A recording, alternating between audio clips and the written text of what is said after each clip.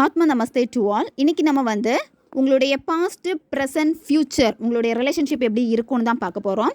இந்த வீடியோ வந்து சரியான நேரத்தில் தான் உங்களுடைய கண்ணில் படும். சரியான நேரத்தில் உங்கள் கண்ணில் படுது அப்படின்னா பிரபஞ்சம் உங்களுக்கு கொடுக்கக்கூடிய மெசேஜ் இது. வீடியோ ஸ்க்ரீனில் உங்களுக்கு 2 நம்பர் இருக்குது, 1, 2. இதில் எந்த நம்பர் வந்து உங்களுக்கு ரொம்ப அட்ராக்ஷனாக இருக்கோ, எதை சூஸ் பண்ண உங்களுடைய மனம் சொல்லுதோ அந்த நம்பரை வந்து நீங்கள் சூஸ் பண்ணிக்கோங்க. உங்களால் சூஸ் பண்ண முடியல அப்படின்னா நல்லா ப்ரேயர் பண்ணிவிட்டு அதுக்கப்புறமா ஒரு நம்பரை வந்து நீங்கள் சூஸ் பண்ணிக்கோங்க. இந்த கார்டு எனர்ஜி கூட கனெக்ட் ஆகிறதுக்கு நீங்கள் எந்த நம்பர் சூஸ் பண்ணீங்களோ அந்த நம்பரை வந்து கீழே கமெண்ட் பண்ணுங்கள். நீங்கள் கார்டு எனர்ஜி கூட கனெக்ட் ஆகிருவீங்க.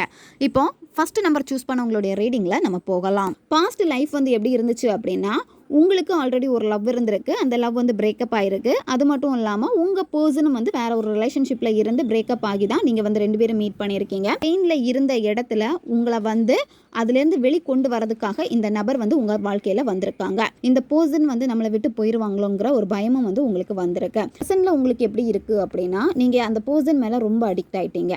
அந்த அடிக்ஷனில் இருந்து உங்களால் வெளியே வர முடியலை. வாழ்க்கையில் வந்தாலுமே வந்து பார்த்தீங்கன்னா ஏதோ ஒரு தேவைக்காக உங்ககிட்ட வராங்க. அந்த தேவை முடிஞ்சதும் உங்களை விட்டு விலகி தான் போகிறாங்க. ஃப்யூச்சரில் வந்து உங்களுக்கு ரிலேஷன்ஷிப் எப்படி இருக்கும் அப்படின்னா, இந்த ரிலேஷன்ஷிப்புக்குள்ளாடி நீங்கள் போகாமல் முதல்ல வந்து உங்களை வந்து டெவலப் பண்ணி எடுத்துக்கோங்க. மற்றவங்களை எதிர்பார்த்துக்கிட்டே இருக்கீங்க. இந்த மாதிரி நீங்கள் செய்கிறனால தான் ஒவ்வொரு வாட்டியும் ஏமாந்து போய்கிட்டே இருக்கீங்க. அதனால் இப்போ நீங்கள் உங்களுடைய ஃப்யூச்சரில் வந்து ஹாப்பியாக இருக்கணும் அப்படின்னா இப்போ நீங்கள் செய்ய வேண்டியது என்னென்னா, உங்களை நீங்கள் செல்ஃப் கேர் பண்ணிக்கோங்க, செல்ஃப் லவ் பண்ணிக்கோங்க.